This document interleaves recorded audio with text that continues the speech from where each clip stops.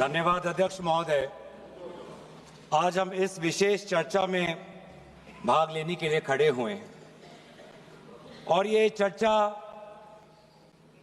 इसलिए हो रही है क्योंकि हाल में ही जो युद्ध हुआ वो एक सूचना का युद्ध था।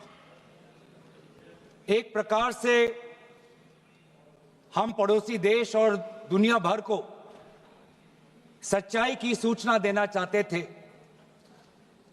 और कुछ ऐसे ताकत थे, ऐसी शक्तियां थी जो भ्रम का सूचना सारे देश में, सारे दुनिया में फैला रहे थे। और इसीलिए इस चर्चा का विशेष मांग ये है कि आज सच्चाई सदन में आनी चाहिए। सच्चाई पहलगाम की आनी चाहिए, सच्चाई ऑपरेशन सिंदूर की आनी चाहिए, सच्चाई विदेश नीति की आनी चाहिए। और यही आज हमने सूचना का जो युद्ध की बात हम कर रहे हैं वो आज हमने आदरणीय राजनाथ सिंह के भाषण में सुना। बहुत से सूचनाएं दी उन्होंने, बहुत से जानकारी दी, लेकिन रक्षा मंत्री होने के नाते ये नहीं कहा कि पहलगाम में दहशतगर्द कैसे आए। ये नहीं कहा कि बेसारन में जहां पर 1000 लोग जाते हैं, खुशियां मनाते हैं, कैसे 5 दहशतगर्द वहां पर जाकर 26 लोगों की गोलियों से छलनी करते हैं। ये सूचना रक्षा मंत्री ने नहीं दी। यही है सूचना का युद्ध कि इतनी जानकारी देते हैं कि कभी कभी सवाल पूछना भी भूल जाते हैं। और आज ये है हमारे विपक्ष का कर्तव्य कि हम सवाल पूछेंगे देश हित में, राष्ट्र हित में। आज देश ये जानना चाहता है कि वो 5 दहशतगर्द कैसे घुसे और उन दहशतगर्दों का भी मकसद था। पाकिस्तान से आए हुए वो दहशतगर्दों का क्या मकसद था? उनका मकसद था कि जम्मू कश्मीर की अर्थव्यवस्था को तनाव करना, विनाश करना। उनका मकसद था कि भारत देश में एक सांप्रदायिक वातावरण का जन्म देना। उनका मकसद यह था कि भारत और पाकिस्तान का एक हाइफिनेशन होना। यह था उनका मकसद। लेकिन सर, मुझे दुख है कि आज राजनाथ सिंह जी ने सैनिकों की बात तो की, लेकिन जो हमारे भारत की जो आवाम है, जो जनता है, जो उन्होंने पाकिस्तान के दहशतगर्दों का पूरी जो मंशा है उस पर उन्होंने पूरा नकारा।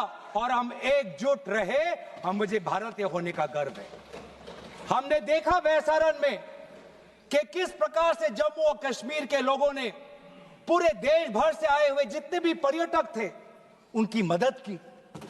हमने ये देखा कि किस प्रकार से देश भर के जो पर्यटक जो जम्मू कश्मीर में थे उन्होंने अपने जम्मू कश्मीर के भाइयों को धन्यवाद दिया। हमने ये भी देखा कि कैसी एक विधवा हिमांशी नरवाल ने कहा कि मैं नहीं चाहती कि मेरे जो पति जिसको लेके आज राजनीति हो रही है उसके शव पर देश में हिंदू मुसलमान की राजनीति हो, मैं नहीं चाहती। यह है हमारे देश की संस्कृति और यह था मंशा पाकिस्तान का।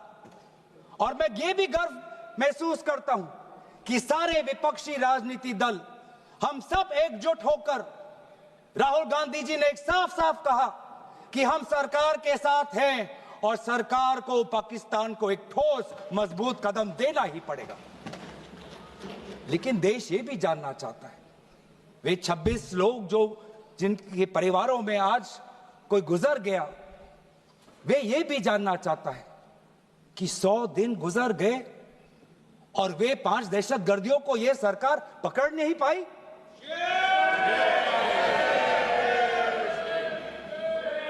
देश के वो लोग ये भी जानना चाहते हैं कि ये जो 5 दहशतगर्दे थे, दहशतगर्दी जो आए टेररिस्ट, निश्चय इनको किसी ने पनाह दी, निश्चय इनको किसी ने जानकारी दी, निश्चय ये पूरा जो 1 घंटा का जो उन्होंने गोला बारूदी की, उसके बाद ये फरार हो गए। उनको फरार होने में भी किसी ने उनकी मदद की, और आज भी ये 100 दिन हो गए और सरकार के पास कोई जवाब नहीं। आज आपके पास ड्रोन है, आपके पास पेगासस है, आपके पास सैटेलाइट है, वहां पे सीआरपीएफ है, वहां पे बीएसएफ है, वहां पे सीआईएसएफ है, वहां पे आदरणीय गृह मंत्री कुछ दिन पहले ही गए थे पूरा रिव्यू लेने के लिए, और आप किसी को पकड़ नहीं पाए। ये कैसा बंदोबस्त? आपने कहा कि आर्टिकल 370 के चले जाने के बाद जम्मू कश्मीर सेफ है, जम्मू कश्मीर में आइए। लोग आए, लोगों ने अपने आप को सुरक्षित महसूस किया, लेकिन बेसारन में देखा कि कितने वो निहत्थे थे, कितने वो असहाय थे, कि लगभग 1 घंटा लगा एक एम्बुलेंस उनके पास पहुंचने के लिए। पुलिस पर अगर आर्मी भी आई तो चल के आई। और सर, मैं वो नजारा भूल नहीं सकता। एक मां और एक बेटी चल के नीचे आ रही थी, एक भारत के सिपाही को देखा और सिपाही को देखकर वो रो पड़े, खुशी से नहीं, डर से, क्योंकि उनको लगा कि वे दहशतगर्द जिन्होंने सिपाहियों का यूनिफॉर्म पहनकर वहां पर लोगों को मारा, आज वही दहशतगर्द आज पहाड़ के नीचे उनका इंतजार कर। उस भारत के सिपाही को कहना पड़ा कि मैं भारतीय हूं, तुम डरो मत, मैं भारतीय हूं, तुम सेफ हो, सुरक्षित हो। ऐसा दहशत उन्होंने महसूस किया।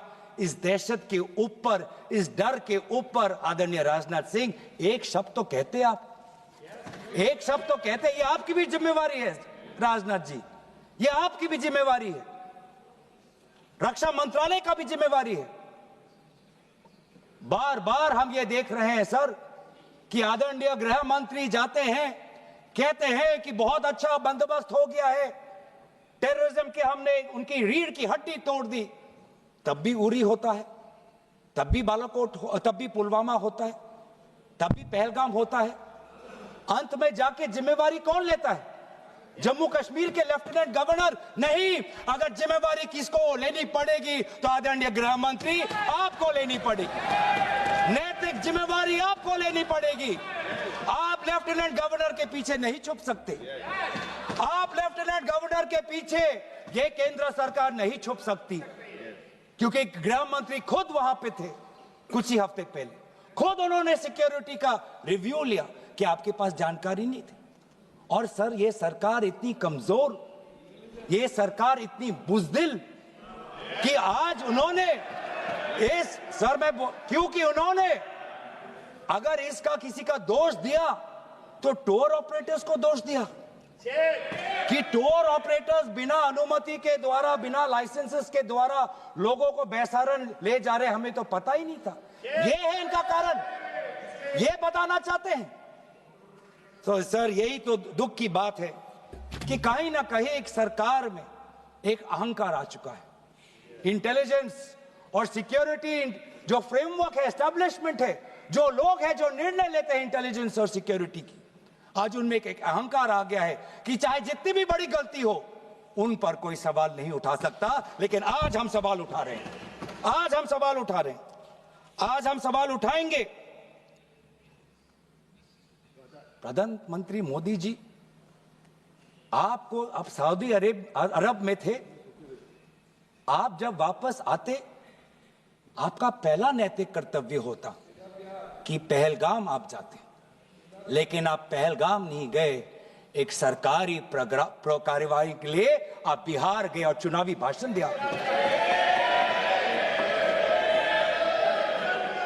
देश के मुखिया सऊदी अरब में थे, पूरा कार्यक्रम उन्होंने संपूर्ण किया, वापस आए और वो पहलगाम भी नहीं जा पाए और बिहार में जाके चुनावी भाषण दे रहे हैं। अगर पहलगाम में कोई गया तो हमारा नेता राहुल गांधी गया। अगर पहलगाम में जो लोगों की मृत्यु हुई उनके लिए अगर शहादत की मांग कोई कर रहा है तो हमारा दल का नेता राहुल गांधी कर रहा है।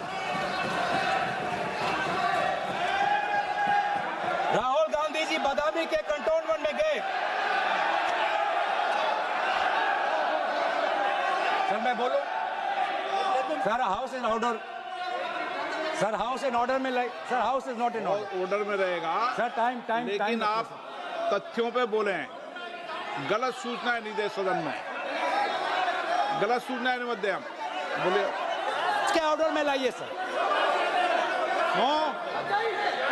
कोई सदन में गलत तथ्य नहीं रख सकते आप।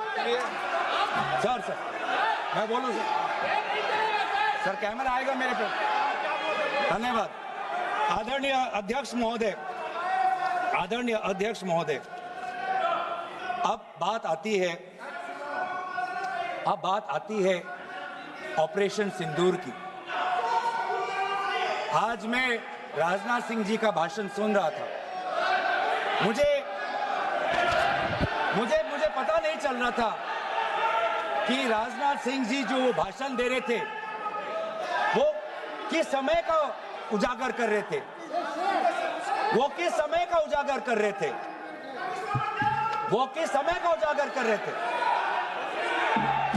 क्या वो 2016 के बाद क्या उन्होंने ये नहीं कहा कि हम घुस के मारेंगे और पाकिस्तान को आज वो उनका जो भी टेररिस्ट इंफ्रास्ट्रक्चर है उसको खत्म कर देंगे?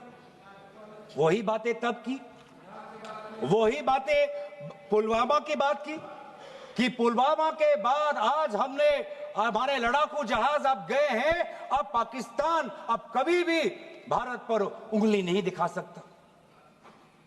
और उसके बाद आज दोबारा वही बातें कर रहे हैं।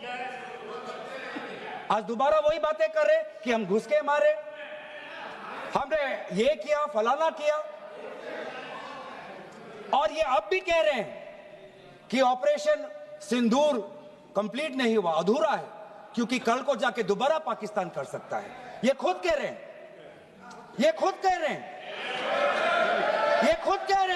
कि इसके पश्चात भी पाकिस्तान कल को जाके कर सकता है। तो ये जो सफल कैसे हुआ? फिर क्या सफल हुआ? आज ये खुद कह रहे हैं कि हमारा मकसद युद्ध का नहीं था। हम पूछना चाहते क्यों नहीं था, होना चाहिए था। आज उन्होंने खुद कहा कि हमारा मकसद जमीन लेने का नहीं था। क्यों नहीं था? पाकिस्तान ऑक्यूपाइड कश्मीर अगर आज नहीं लेंगे तो कब लेंगे? ये इन्होंने खुद कहा कि हमारा मकसद था टेररिस्ट के इंफ्रास्ट्रक्चर पर आक्रमण करना। तो क्या हमने उरी के समय नहीं किया? क्या हमने पुलवामा के समय नहीं किया? लेकिन उसके पश्चात भी पाकिस्तान का इतना साहस कि आज उन्होंने पहलगाम में जो पिछले 20 वर्षों में हमारे भारतीय नागरिकों पर सबसे दर्दनाक अगर हमला हुआ है तो आपके समय पे हुआ है। आपके समय में उरी हुआ, आपके समय में पुलवामा हुआ और आपके समय में आज पहलगाम हो रहा है।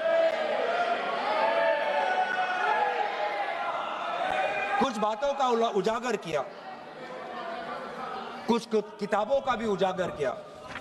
ये नई प्रक्रिया है सर, हर चर्चा में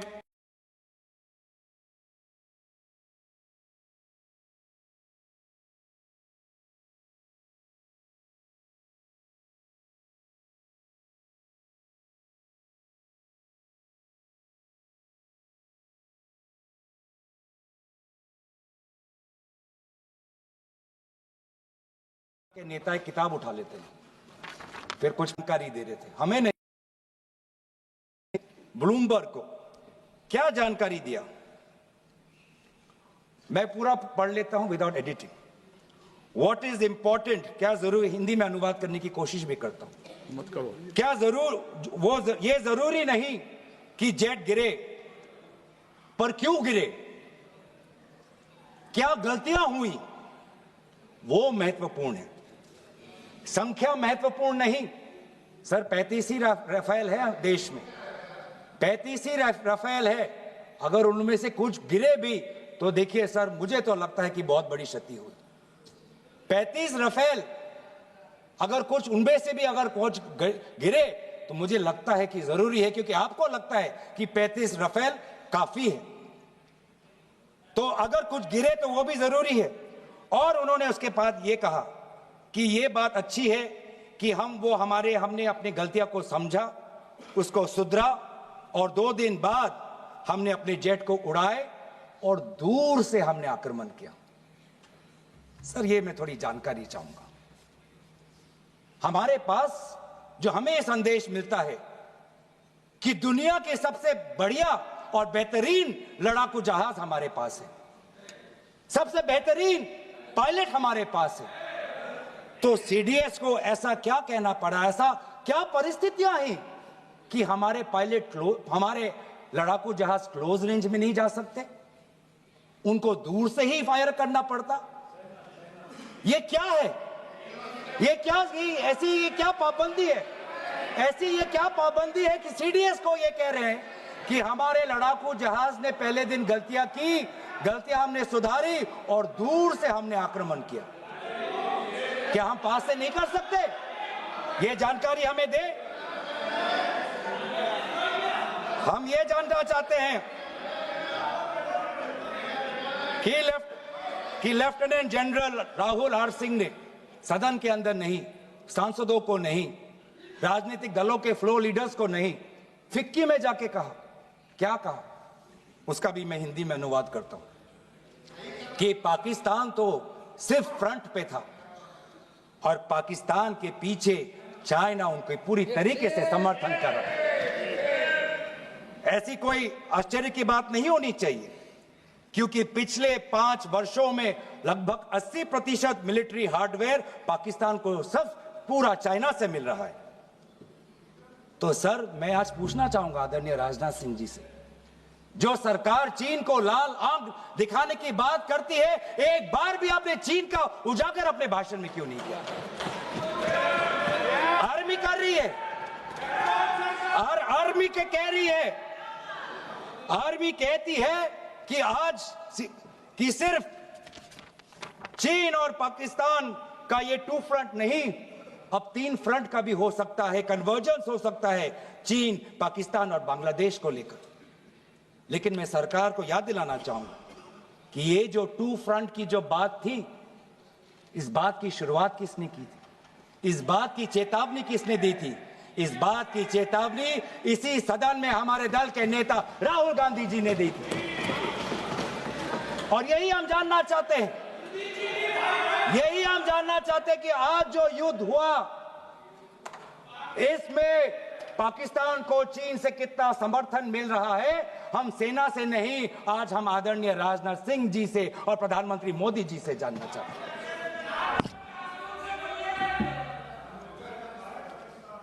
और सर, इंडोनेशिया में जो डिफेंस अटैचे है, उसने तो ताज्जुब की बात कह दी। उसने क्या कहा सर?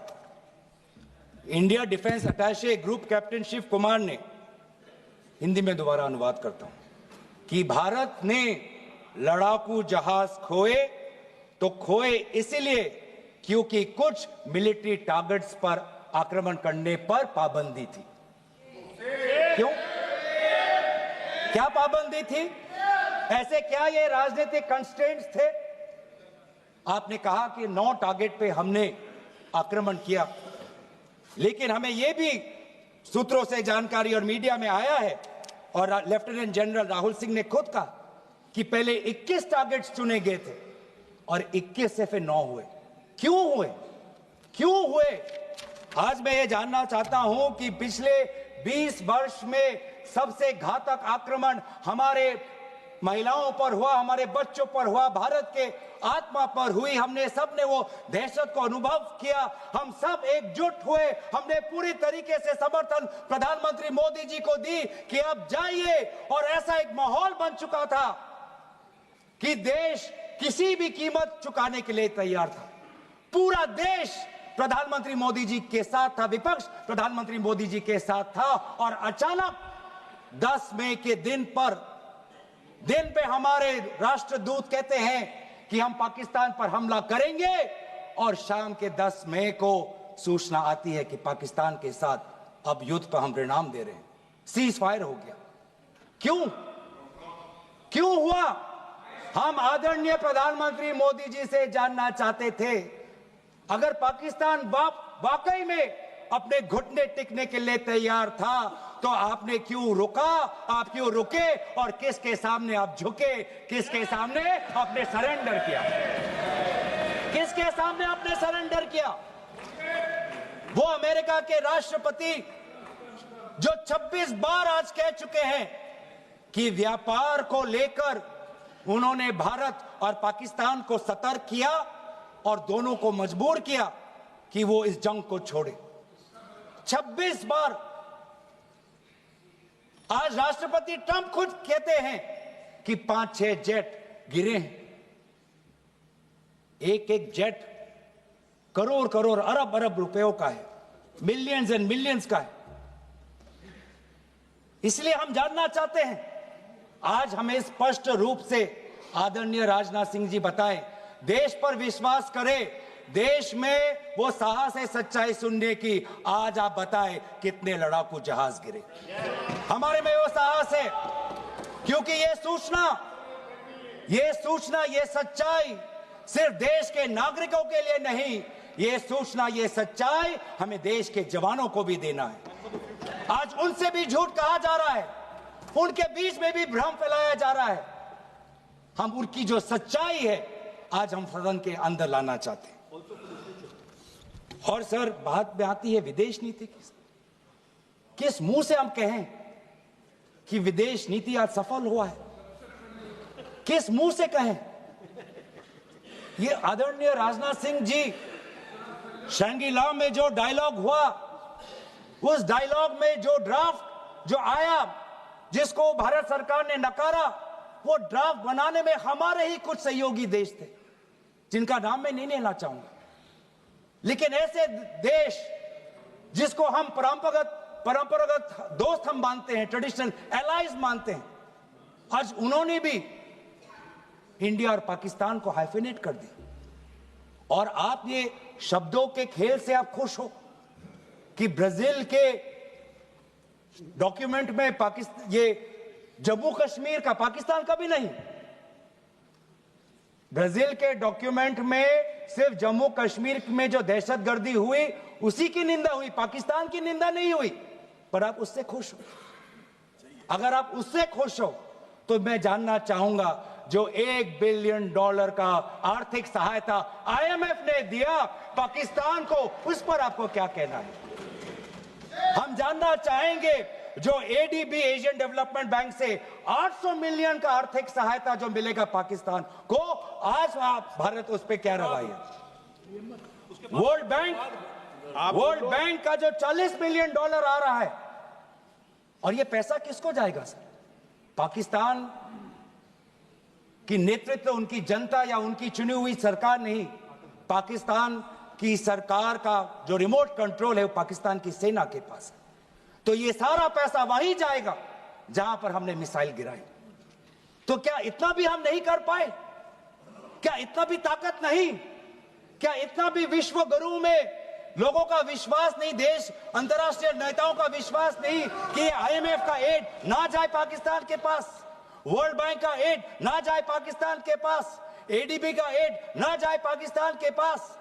आप में इतना भी ताकत नहीं कि एक देश ने पाकिस्तान को टेरर स्टेट का दर्जा नहीं दिया। एक देश ने आज FATF financial action task force में, जिससे बहुत नियंत्रण पाकिस्तान पे पड़ती थी, आज उससे वो 2022 में निकल आई ग्रे लिस्ट में।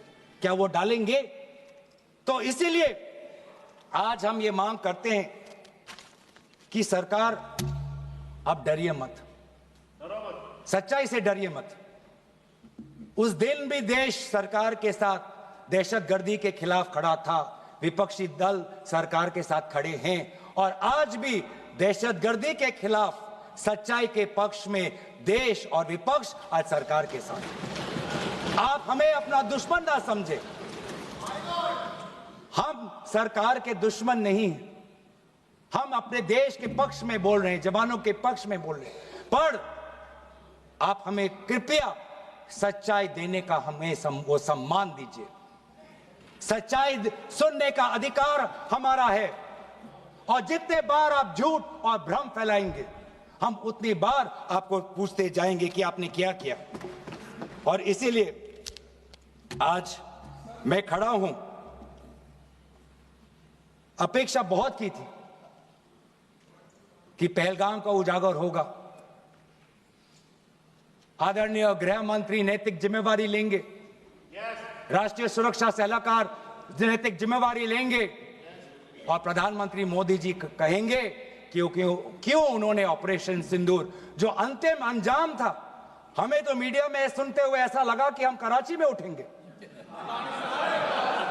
मीडिया में हमारे भारत की मीडिया जो जिनको सूचना आपसे ही मिलती है, उनका ये सुनने में लगा कि आज तो हम फतह करके ही रहेंगे, लेकिन पता चला कि नहीं, कहीं ना कहीं हमारे पैर डगमगा गए और जो अंतिम परिणाम था उससे पीछे हम हट गए। हमें पीछे नहीं हटना, हमें आगे बढ़ना है सच्चाई के साथ, लोकतंत्र के पक्ष में। इन्हीं बातों के साथ मैं अपना पक्ष समाप्त करता हूं। धन्यवाद। जय हिंद।